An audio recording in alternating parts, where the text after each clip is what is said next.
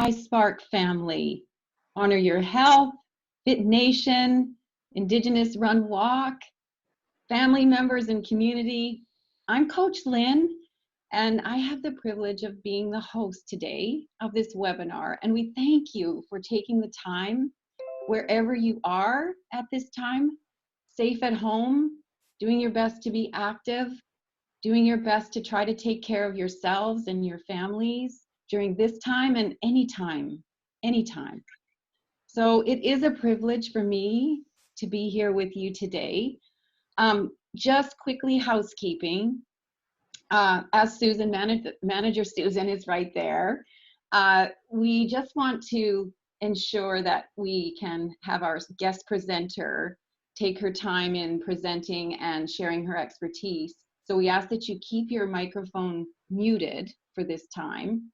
And if you have any question, which I'm sure you will, there is a chat box which you can type in, and we'll try to get to them throughout the presentation, but definitely there'll be a dedicated space at the end of the presentation to address some of your questions. Okay, so our topic today is top of mind, maintaining mental wellness at home. And of course, we have a wonderful guest presenter, a colleague, and a member of our iSpark family. Many of you were privileged to hear her speak and present at our leader training days back in the fall. Dr. Lisa Gunderson is, of course, a registered clinical counselor and a licensed California clinical psychologist. And we're so pleased that you can be here today, Lisa. Dr. Lisa, welcome. Hi, everyone.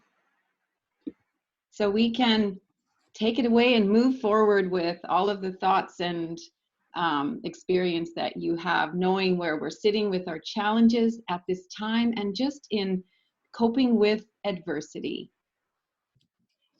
I just want to say hello to everyone. Thank you for taking time today to spend a little time with us. And I wanted to let you know that when we were thinking about maintaining mental wellness at home, it is such a large topic, and there's no way really to do it justice in 30 minutes. So what we've decided to do is kind of just do more of a broad overview and really kind of hit a little bit on certain areas that are kind of top of mind right now, and make sure that we are able to provide you with additional resources that you will be able to use and utilize for yourself, for your friends, for your family. And so one of the things that you're going to see is, as we go through this, some of the things that I'll be showing you, there will be links that will be provided to you after the talk for everybody who's here today. Those will be emailed to you, as well as a PDF of the presentation that you're going to see. And so we're hoping that way you'll be able to just kind of focus and not be busy, making notes. And please feel free, like Lynn said, to type questions in the chat as it goes along.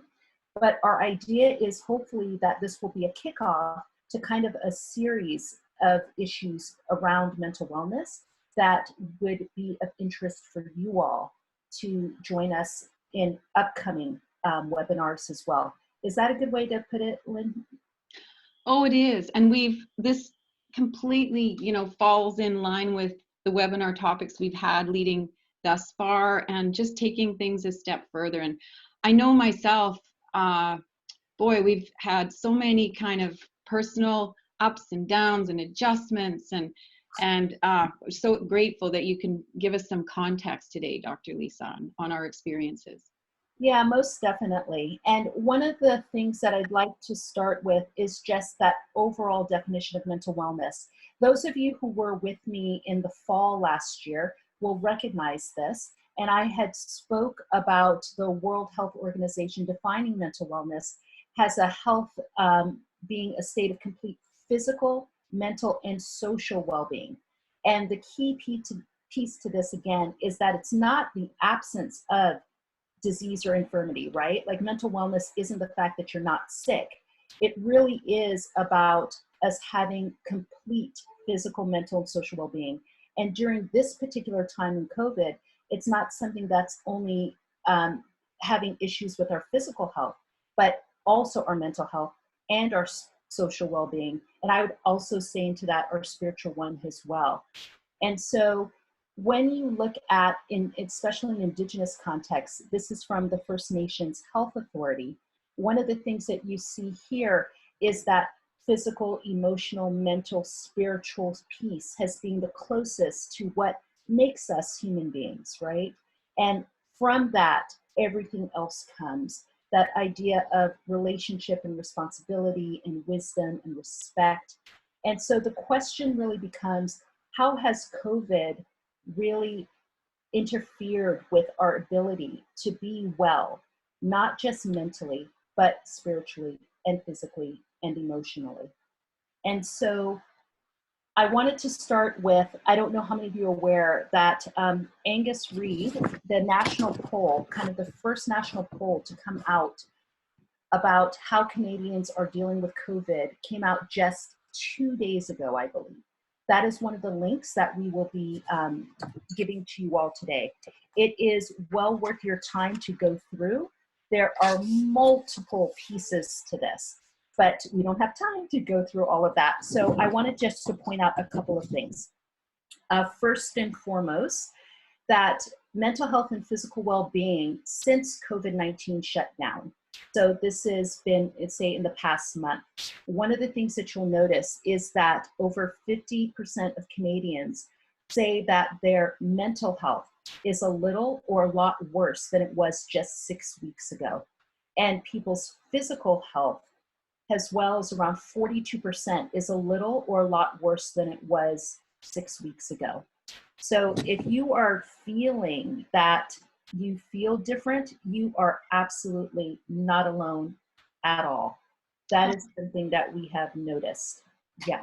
I find myself just needing to take a breath and just realize, you know, we are not alone in what we are experiencing. Not at all. And one of the things that I would also like to point out is this data, they really look at it in terms of gender. Like they split out male, female, and one of the things they're noticing is there seems to be a gender piece to that in terms of binary, where women tend to be suffering a little bit more in particular areas. Mm-hmm. Also, what they don't address are issues of ethnicity and culture.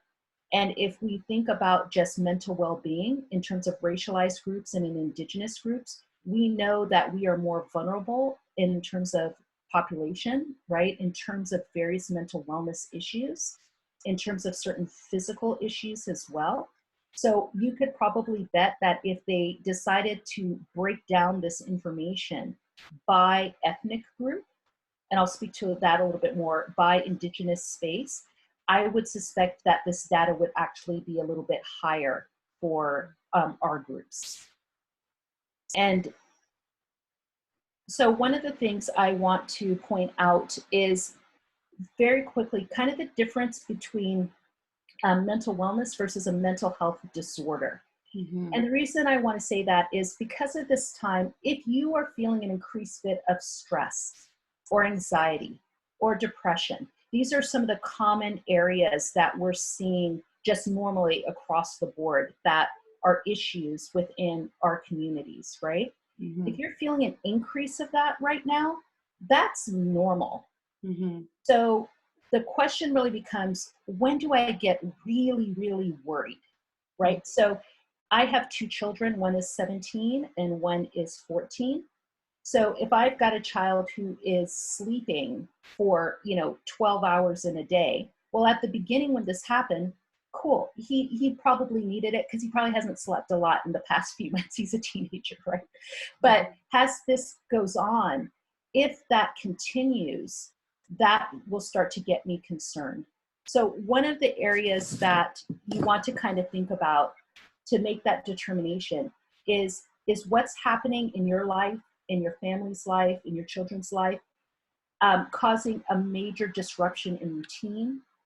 Is what's happening, is somebody struggling now to get out of bed, right?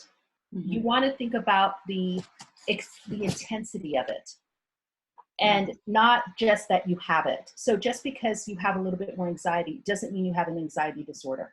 right? Just because you're a little bit more depressed doesn't mean that you may be suffering from depression, right? And we'll talk a little bit more about that. I do want to say, though, looking at this list, one of the things that I want to mention is that increase in substance use, that there's some people who may be increasing substance use because that's how they deal with their stress and anxiety and so forth. We're seeing an increase in substance use. We are seeing an increase in violence in terms of relationship violence. The unfortunate part about that is while that's increasing, calls to help centers are decreasing. Oh, that's interesting. Okay. I find myself, might be? how do we help? Well, we're going to get to it, but I think to myself, oh, I'm not sleeping the same way. I'm not eating the same way. I'm feeling tired. My kids are irritating me, you know, things that the levels are just climbing. How do I cope? But it's helpful to understand that what we experience in this way is normal until it disrupts, really and truly is a struggle and just disrupts regular routines. Yeah. And one of the things with regard to the violence, I just want to mention, what we think is happening is that we have a situation where people are not able to leave. And so that's why people aren't calling. So we have an increase happening, but if you think about the person who's causing you grief is right there in your face, you can't have the ability to, you know, call from work or do something like that. And the same thing for children who may be in those situations. The number one thing they're talking about is being scared. So that's something, and I'll talk a little bit about what we can do with that later. You will notice also stigma and prejudice. Unfortunately, right now, one of the things that is happening is this has not stopped people from being racist. It hasn't stopped. And we're seeing especially an increase towards our Canadians of Asian heritage. And it is heartbreaking. One of the shirts that I'm wearing, I'm going to pan this down for a second, says, "Be kind always." And that's one of the messages that I'd like to send home. Maya Angelou talks about people aren't going to remember the things that you do or say, but they're going to remember how you make them feel. I'm asking everybody to really think about that when they're in conversation with persons, especially when a person of Asian descent is not in the room. When we hear certain things about, oh, the Chinese caused this, or oh, this, it's our responsibility to shut that down and to not encourage that. And to also, you know, make sure that we're doing our part, because it's becoming really frightening. And we all know what that feels like to be at the space of receiving racist acts and behaviors. It's about life, isn't it? Being kind. It is. If we could just take a step back sometimes and be careful about what we say or do. It is. So one of the questions asked in the poll was, thinking about the last couple of weeks of your own life, what are the following words that would describe what you've been feeling the most? And what I'm hoping is everybody can see themselves here in this slide. Being worried and anxious and bored and optimistic. That's it. I'm going to go back to that, depressed, right? But look at that, grateful and optimistic as well, right? So if you're one of those people that when people ask you how you're doing and you're like, I'm feeling okay. Should I feel bad that I feel good? No, you don't need to feel bad that you feel good during this time, that you don't have a story of sadness. A lot of people are using this time. They're starting to see how grateful they are. They're thankful for health. They're thankful that their family, some people are actually having family dinners for the first time in months on a regular basis. They're actually seeing their children, seeing their husband or wife or partner or whomever. So some people actually, this is a good time for people to do things that they've been waiting to do, wanting to do. So don't feel guilty if you actually don't feel bad. I hope that makes sense. That's the challenge, is there are some wonderful things that are happening even in my own household, with kids being home. Not normally would they even be home. So I'm grateful for many things in that regard. But I think what I and many people I talk to feel this overriding sense of restriction and a melancholy, and it's hard to, in the context, it's hard to be happy amidst that. Yeah, I think even those people who are happy still feel these things that we're seeing. If you see the number two things, worried and anxious, and part of it is we're dealing with a situation where we don't have control, right? That we don't know when we're going to be able to be near again. We're not, even if we can we hug? When can we be around people we want to be? And that feeling of not having control, that actually exacerbates that sense of worry and anxiety, etc. And so one of the things that we want to think about is how then can we have control? Because in the areas of your life where you're able to have control and you can exercise that control, think of it like a cup that you're able to pour into. It's actually, filling up. That will help you to minimize those feelings of anxiety and worry. And the same thing is true for our children. So one of the things that we want to think about then to help with our mental wellness is how do we create a positive mindset? How can we indulge in self-care and love? And how can we feel together when apart? These are part of the statements that came. And Lynn, if you want to talk a little bit about that, where that. Oh, sure. Well, just that this was, put out there far and wide to community as to what you are experiencing, and sort of seeking, if you will, a type of validation, and just understanding that it's okay. How you feel is how you feel. And so it looks kind of like I don't know, it's a nice board of vision of what we're feeling and experiencing. But then, of course, we said, Dr. Lisa, please let's put it in context within the presentation. So these are the thoughts that are worth having. If you're thinking to yourself, I'm feeling scared, depressed, anxious, uncertain, these are all valid to have. You are not weak. You are not anything negative for having these types of thoughts, especially during these times. And part of the thing that's going to help with that is remembering you are not alone. Please remember the stats that I just showed, but all you have to do is have conversation with people to understand that. One of the things that we've noticed is something called the COVID-19 Impact Index. And one of the things we've seen is that we have a group of people who are what we are saying are mentally struggling. That's to the right. That's where your mental health has worsened, but your finances have stayed the same, right? And even for some people improved. So there's about 24% of people like that. And it's mostly women, more women than men in that category. Financially struggling, 16%. These are groups of people where their household finances have actually worsened, but they've been able to still maintain their mental health. And you can see that as well. These two categories together, mentally and financially, when you put them together, because some people have both, we call that group our hardest hit group. That's to the left. And that provincially, it looks like has hit Alberta the most. And that might make sense for a whole host of reasons. But at least 3 in 10 adults under the age of 55 are in that category, where both of those things have worsened since COVID. And then you have a group of people where actually their mental health and household finances are either not changed or actually better. And that's a group of people as well. So when you're thinking about these things, again, a large part of our psyche is about the thoughts that we put into our head. So it is okay to not feel okay.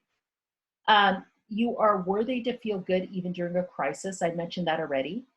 That how you're choosing to cope with this situation, please don't judge yourself on that, right?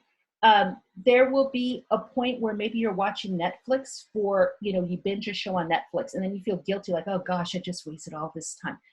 Don't feel guilty about how you're choosing to cope. Again, it's not going to become a real issue unless you're binging Netflix all the time to the point where you're not able to you're not taking care of your kids anymore, yourself, your health, your, exercising, things like that. It's starting to interfere.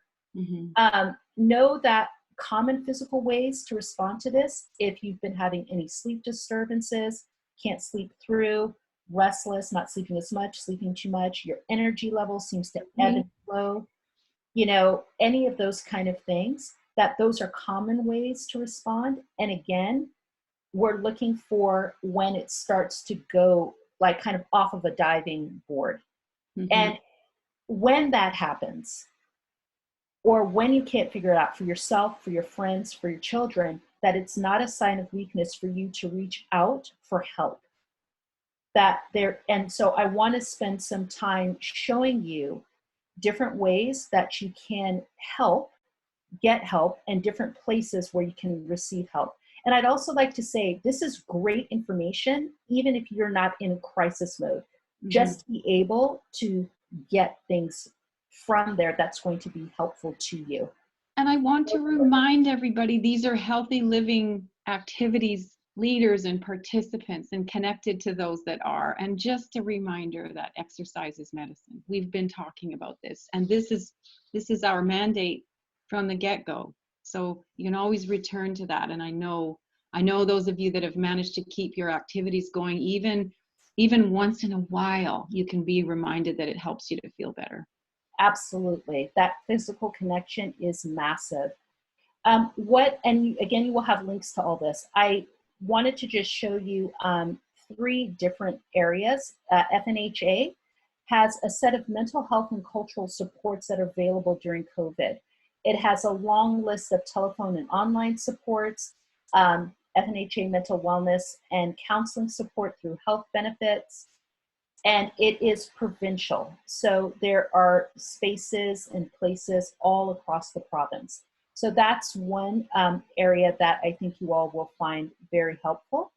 Another, sorry, let me go right here. I'm amazed with these resources. Do you think people are aware of these resources? Thank you for presenting them here. I don't, and that's why I wanted to make sure you could see them. So this one is with regard to FNHA, the novel coronavirus. And I'm just gonna put this up here. Okay, in this one, what I love about this is there is a variety, it's almost like a novel with chapters. So here's information for BC First Nation individuals, frequently asked questions, information for community leaders, community guide, resources for health professionals, FAQs, do you have COVID, latest news. So during the question and answer, I'm going to show you a particular set of questions that come up specifically around Indigenous space.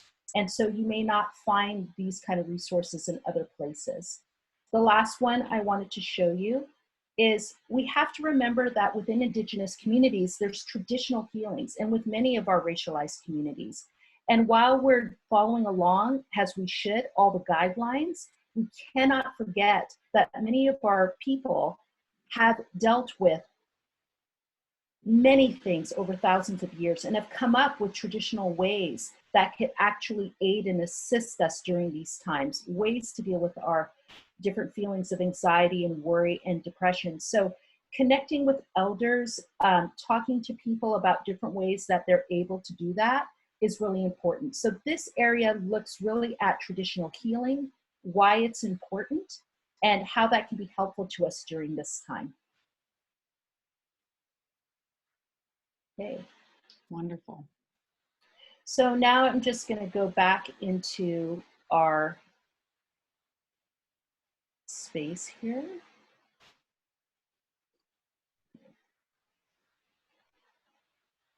So one of the ways, again, about minimizing things is thinking about how you can get control. And one of the areas that we think a little bit about is screen time. How's that screen time going for you, Lynn?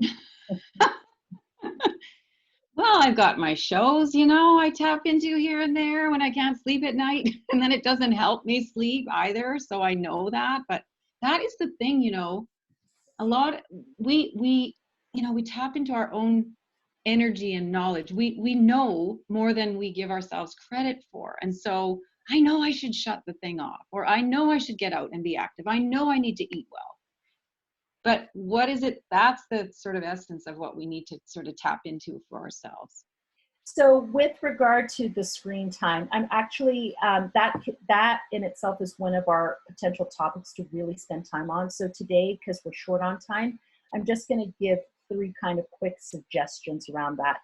I am sending you all a link to a wonderful article by a woman named Catherine Price. She has written a series of books. She's an author of How to Break Up with Your Phone. And so one of the things that she recommends in terms of screen life balance is you have to separate during this time your essential time versus what she calls kind of your free time. So on our screens, we have to do it for essential time. If you have children, they have to be on there now for school. If you are working, you have to be on it for work. So that's essential screen time. Really what we're interested in is how do we deal with our free time? And she suggests something called the 3 C's. And what that is consumption, creation, and connection. Again, that's consumption, creation, and connection. And so the idea is that when you are thinking of your free time, you could split it in those ways. What are you consuming during your free time? And is that something that's going to make you feel good, right? And if that's making you feel good, that's something that you'd want to continue with. But if you're consuming something and after you're done, you feel, then that's something you shouldn't think about continuing, right? How can you use the C, creation? What are the things that you can create? And then using the C for connectivity. How can we connect with one another? And one of the ways to think about that is connecting, for example, via phone instead of via text, right? That's an example. You know, with all the Zooming going on, here we are Zooming. And at first I personally Zooming, all my friends were, you know, but I had a physical experience the other day where I came down the stairs. I could just feel such tension in my body after, and I was actually Zooming. I'd done work, but I was also Zooming for, you know, conversation. And I came down and my daughter saw it in me. She was like, Mom, you look like she was so kind. You look like you need a hug. And I was ready to cry. And I was like, what is wrong with me? But it was too much. I shut my phone off, shut the computer off, nothing for the rest of the night, went for a walk. I mean. And actually, those are 2 things that they recommend. Think about shutting down everything at a certain time, like having boundaries. You know, after a certain period of time, we are not going to be on a screen at all. What you're referring to physically, some people are having what we call screen headaches, and that's because they're on the screens so much. So it's imperative that people take breaks when you're on the screen, even if it means setting a timer for yourself, or if you're in a long meeting, like right now, I'm looking away and just giving my eyes a moment to just not be looking at a screen before I look back. You also have to recognize the signs of stress scrolling. So stress scrolling is that when you go and you're just on Instagram and you're just doing this, or you're on Facebook and you're just doing this. We call that stress scrolling. It's almost like stress eating. And so if you find that you're doing that, like you're doing it with no purpose, no goal, you need to be able to put that aside. Don't beat yourself up about it, but begin to try to recognize what's triggering that for you. And there's a lot more to this, but I'll just give one more advice, is that create a list of on-screen activities that Catherine Price suggests doing that. So when you find yourself on the screen too much, you can look and go, oh, that's right, I can go for a walk. I can play a board game with my family. I can grab a deck of cards. Instead of playing solitaire on the computer, I can do it on my own, right? So I can cook, I can, you know, garden, things like that. So creating a list so your brain actually doesn't have to think of something in the moment. And what about even physically creating that list and putting it up, whether it's in the kitchen or in the, Absolutely, you know, wherever you're going to see it, just to record and feel that success when you look at that and say, okay, no, I'm done with that. I'm moving on to this, you know. Control. Absolutely. Mm-hmm. Absolutely. Mhm. Another issue having to do with self-care and other care and parenting. And so these are all, I'm just going to be you're going to have links to all of these things.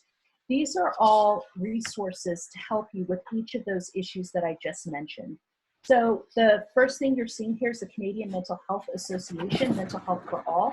They have a wonderful set of resources that are free for parents and for yourself that I think you might find helpful. One of them, for example, in this case, is something called Confident Parents, Thriving Kids. And this is a resource primarily for kids ages 3 to 12 with mild to moderate, maybe anxiety, behavioral challenges, whether they're at home or at school. And it's a series of videos and demonstrations and suggestions that can help parents help their children. They also have free weekly telephone sessions with a trained parent coach. Right now, that got held up while they were transitioning themselves. But this is a free resource that can be helpful to many people, and one that I would suggest that you go ahead and take a look at. Another one within that whole umbrella is a way for you to see if you should be maybe worried about your stress and anxiety. Like, how do I really know? When you go, you can actually take some tests to see. This is not diagnostic, but it's more for your knowledge. And remember, knowledge and information. Having knowledge is a way to get control of things, right? Knowing what we're doing. So you can take a couple of tests. Again, they're free, and they're just indicators to let you know if you are having maybe a higher than normal degree of stress, even for this time, or anxiety. They're quick, they're easy to do, and it will help you get some information. And then they have a series of links that will be helpful as well. One of my favorites right now is Bounce Back. Bounce Back has 3 different options. They have a category for youth and then a category for adults. It is a series of trainings for yourself. There's one that you actually have a coach where you check in with somebody. There's another where it's all just kind of online, where you're able to do the activities and so forth yourself. And then there's one, the Bounce Back Today, which is just a series of videos that you could just watch, like if you don't really want to get into doing workbooks and so forth. And all of them are to help people who are struggling with various issues. And they are all free services. They are like PDFs and so forth. And again, they have a separate set of things for youth, a separate set for adults, and it's a wonderful resource. Yeah, I did, peruse that site too, and I was impressed with what they're offering, and I think in a practical sense too. So even for now, we're starting to get a few questions here, and reading most are practical oriented, like, what are some strategies? How do I stop bringing my work stress home? How do I do that? So it's a very practical, I need tools, and that's where coaching comes in. Yeah, I think I'm gonna, and that is where coaching comes in, and I'm gonna address that specific question in just a minute. Okay. One of the things that I wanted to mention, we mentioned before things like lateral violence when we work together in community. And we want to make sure that we're not engaging in that and instead engaging in kindness. But this is a question that came up a lot. And one of the resources I just showed you with the FNHA answers this specific type of question. What do I do, for example, if there are rumors in community or on social media of a contact of COVID-19 in my community? This actually happened in some places that I know. And one of the approaches that they recommend is something called ASK. Acknowledge any concerns that are brought forth, try to steer the conversation to refute the myths, and then provide accurate information and resources, right? We don't want to further isolate people. We don't want to further spread rumor. We want to make sure that we're not engaging in those kind of behaviors. Mm-hmm. I want to tackle that first question that you just said, because this is a time now for us to do some Q&A. One of the ways to deal, here's the thing. Before COVID, you would possibly go out and do work. Then when you come home, you're home. So there were some clear boundaries with regard to work and home. Now you're working in your house, and all of a sudden things are kind of merging together. And we can't even use the excuse that, oh, you called me? I didn't even know you called. I wasn't home. Everybody knows you're home. So it makes this whole thing kind of like, okay. So what you have to try to do is, again, create boundaries. And the best way to try to do that is try to create a new schedule for yourself. That may look like you getting up at 8 a.m. when you normally would for, say, work, shower, change. Some people are getting dressed. Some people are doing the whole thing. Have a specific space in your house that is dedicated to your, if possible, to your job, okay? And then you go into your job. When it's your lunchtime, you leave your job and you go eat and do what you know, and then you go back to your job. And then when it's 4 o'clock, you leave your job, right? And that may mean you cut off work information. So you send a message to people. If this is work related, I would be happy to answer you up until 5 o'clock. But after 5 p.m., I won't be able to get back to you till the next day. Now, if you're like me with kids at home, now your dining room table has become a school desk. You just read my mind. My university kids have taken over all my workspaces, and Right? I'm in my dang bedroom. And so I'm trying to convince my son, for example, not to use his bedroom as his school space, because it starts to get confusing for him when he goes in at night. He's not sleeping because his body doesn't know, is it time to sleep or is it time to work? So it's like, if you're going to do work, we're going to do it here at the dining room table. If your office, you don't have an office, maybe your living room becomes your office. Whatever space, because some of us don't have a lot of space. I have no backyard, for example, so I can't go outside and play that way. We've had to become creative in different ways of how to be active because I don't have that luxury, right? So it really is, if you have a limited space, like your kitchen table, okay, so that's a school space from 8 to 12, break for lunch. But then after 4 o'clock, it's not any longer a school space. It's back to being our home space again. You really are going to have to be the one, though, to create the boundaries, Right? Because people know that you're there, and you can go so easily into, well, I'll just pick up the call real quick. Oh, okay, I'll just do that. You really have to just say, no, I'm going to not do this. Be strong. Decide, make a decision, a plan for that new routine, those new boundaries that need to take place. Yeah. Mm-hmm. Questions? I know we have a lot. Yeah, there is another one here about it is about exercise, and from a personal training perspective, or any perspective really, how do we promote physical activity and social distancing? You don't have a backyard, so you've got to do something in your home to keep active in some way. Or if we're stepping outside for run walk, for example, it's difficult.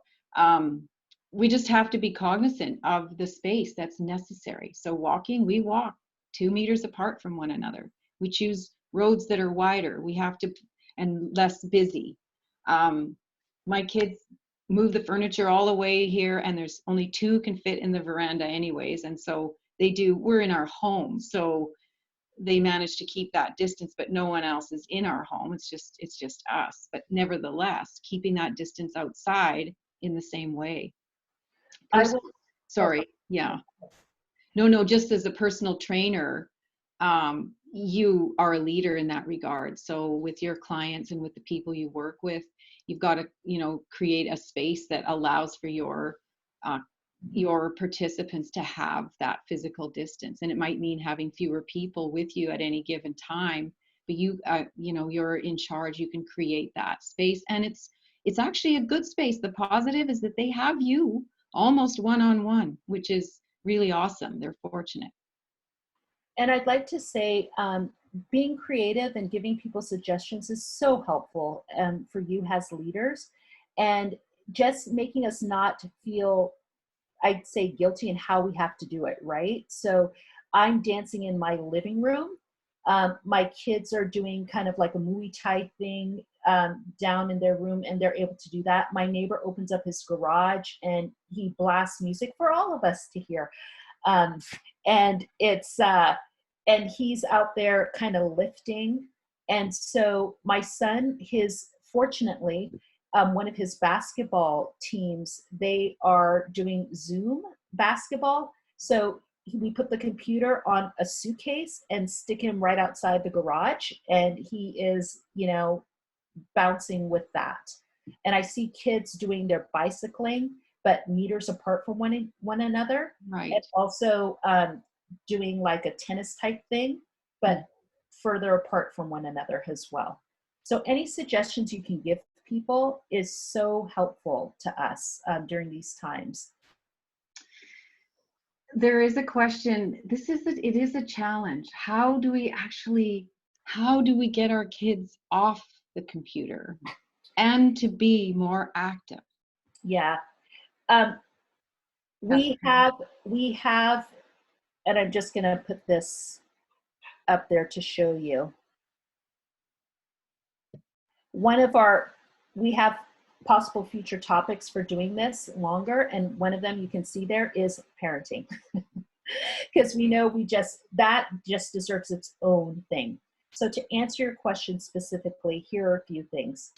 Here first is the trap, right? The cell phone or whatever is everything. I'm almost 50. So back in my day, when I wanted to play a video game, I had a Game Boy. Right. When I wanted to listen to music, I had a boombox. When I wanted to call somebody, I had a telephone. They were all very different pieces and devices. Now your phone is all of those things, right?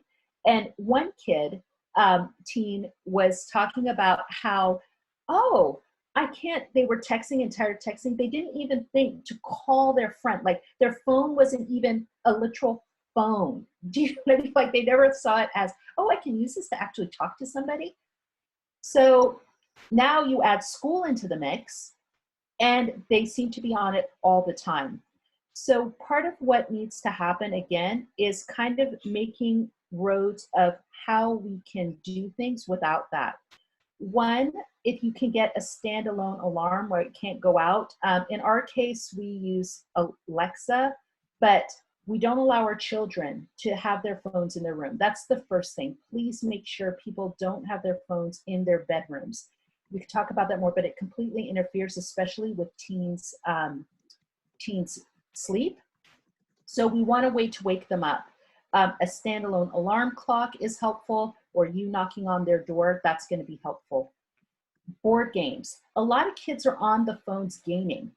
And so for my son, who's 17, there's a limit about how long he can game. I literally have to take his phone sometimes and keep it with me, because it's almost like when he's trying to do his schoolwork, ding, a friend's calling, this, that. And as soon as he looks at it, all sorts of things happen. So he's recognized to help him. He's like, Mom, I need you to hold this for me.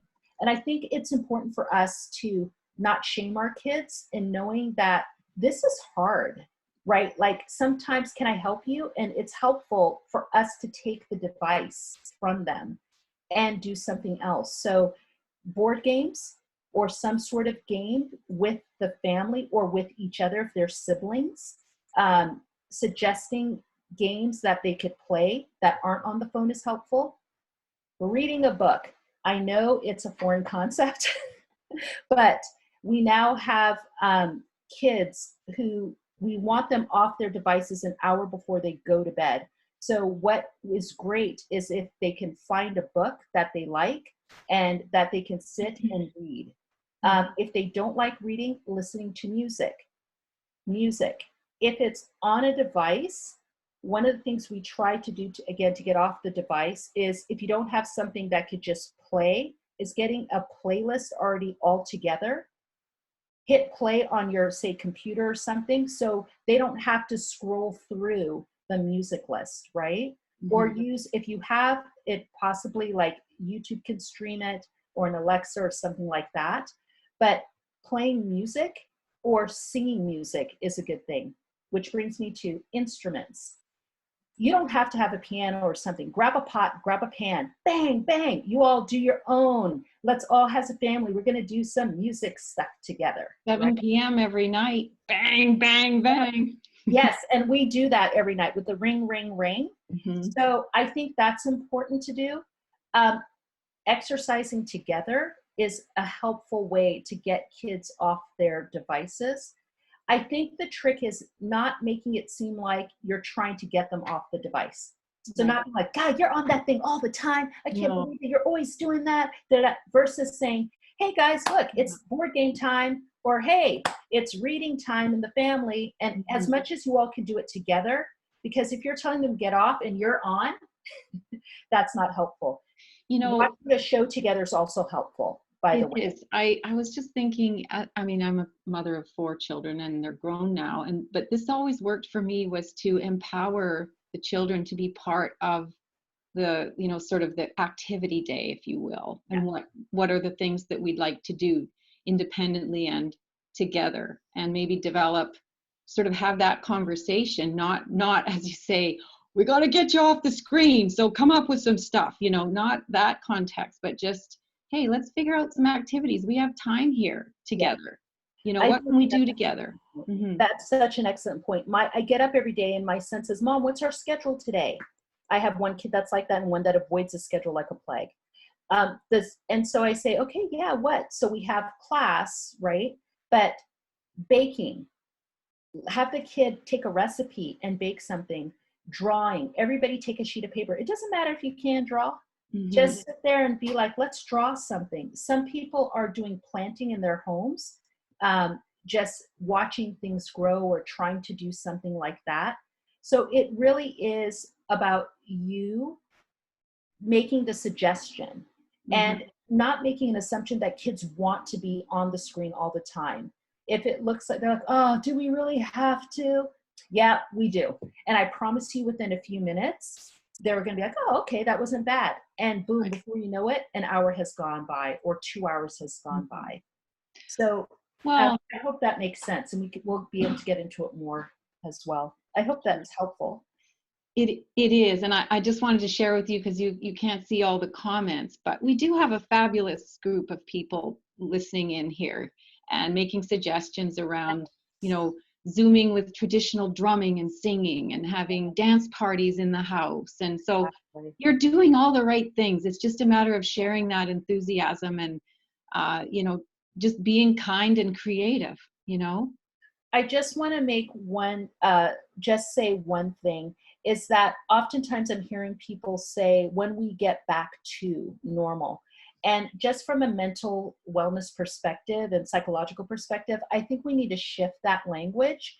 This is life now, right? And I think as long as we keep telling people going back to normal, we keep people in a hover pattern, right? And when we get back to being normal, it's not going to be like it was before. And so that could maybe exacerbate things even more. This is life now. And so it's about, let's figure out what our schedules are going to look like now. And then whenever, and as we're getting released in different ways, then that just becomes part of how life is going to be, instead of us kind of reflecting back on the way it was. You know what I mean? Like breaking up with somebody and then you have a new partner and it's like, oh, but nobody wants to hear about your past relationship like that. So it's that kind of mentality I think we need to think about, and using each other, Lynn, just like you said, everybody has very creative ideas. Check out different ways that people are doing things. And that connectivity of community is so important. And that's where I think something like Zoom is very important. My sister friend group, we're going to have a happy sister friend hour Saturday night. And I find that so helpful to just even be able to be around others like myself, to be able to talk about things. So you want to make sure you all are taking care of yourselves, and as healthy leaders, that you're talking to each other creatively about how this can be done, whether it's by phone or in small groups, but you all are your best resources. What about, it's just one more thought that comes to mind, is that all of this, listening now, we're listening, we're paying attention, it all makes sense, and we're feeling we have tools to move forward with some of these ideas. But then what happens when we walk away now and, okay, I'm going to figure out a plan in my household, yada, yada. But then something else happens and now I'm overwhelmed and I can't get to it. So now what? I have an idea, but I need to hear from Dr. Lisa. There are two thoughts. One, you're not super people. We're not super people. This is like everything, and you all know this as physical activity leaders. What would somebody say if they can't run the marathon? You tell them, just run from here to the house, the door and back. And that is excellent. That's what we're talking about. After this conversation, hopefully what's happened is you realize how many more conversations we need to have, right? And you recognize, wow, okay, I'm going to go do this. But then it doesn't work out with my kid. And that I meant to get up at 8:30, it's 9 o'clock, gosh, I suck. No, it's like little bits at a time. That's the whole thing about that. And the other piece to it is having a toolbox that you consistently fill. So in those moments, you're able to go and think about other things. That's why these links, I'm really asking people to really take a dive into them, because you'll look at them and you'll forget about them, then something will happen and go, oh, I think I saw something.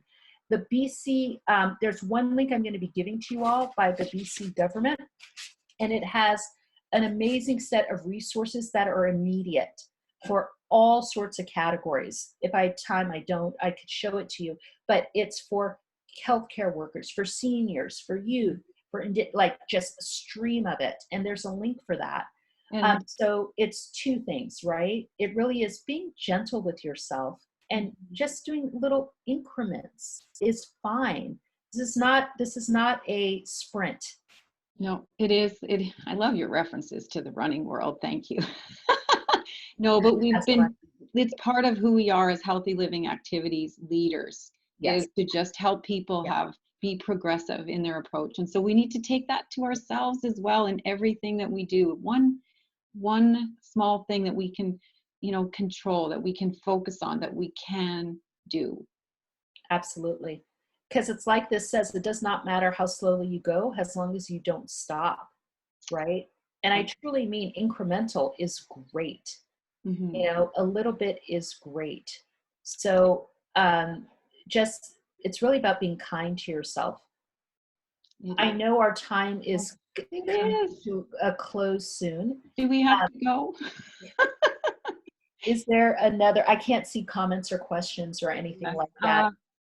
I think we're all aware that it's almost 1 o'clock, but I think that there's definitely a desire, a need, a hope that we'll carry on. So I'm going to encourage all of you as listeners now to think about what you've heard today and get back to us with some of these future topics, things that you want to hear more of, and we'll sort of put that together and compile so that we can do a few more of these such gatherings and webinars and information, so that we can support one another and hear your ideas. Dr. Lisa, we so appreciate the time that you've spent here now. And also there was a comment too about all these wonderful resources and links. I think what I'm seeing, I haven't read all the messages, but we're going to do our best to get these links up for you on our Healthy Living Activities Hub, so that you can easily find them. They'll all be in one place, and you'll be able to, have a look at your leisure where it makes sense for you. Can I make a quick comment? I just put back this possible future topic screen, and these are the areas that we felt we tapped on just a very little bit throughout, because we had such limited time today, that we felt are areas that would be good to dive into for full time. So that's what you all are seeing there. So when you get this information, please write back about what would be helpful and in what ways. That would be really helpful. And likewise, as always, that's my phone number and that is my email address. Please feel free to email me, to give me a call. That's my direct line. If you have specific things that may have come up that you'd like to talk to me about, please make sure that you go ahead and you do so. And I just want to thank you from me for taking just time out to listen to this.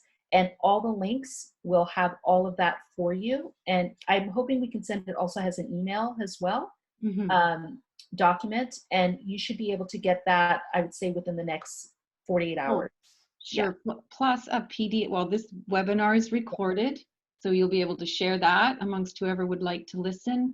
And there'll be a PDF of all of the slides that you've viewed today. So that'll be really helpful as well. So people are saying goodbye and thank you. So from all of us, thank you, Dr. Lisa, Susan, everybody. We've learned a lot. We're inspired. We're going on with our day, and we just wish you all well. Be safe, be strong, and take care. Take care. Bye now. Bye.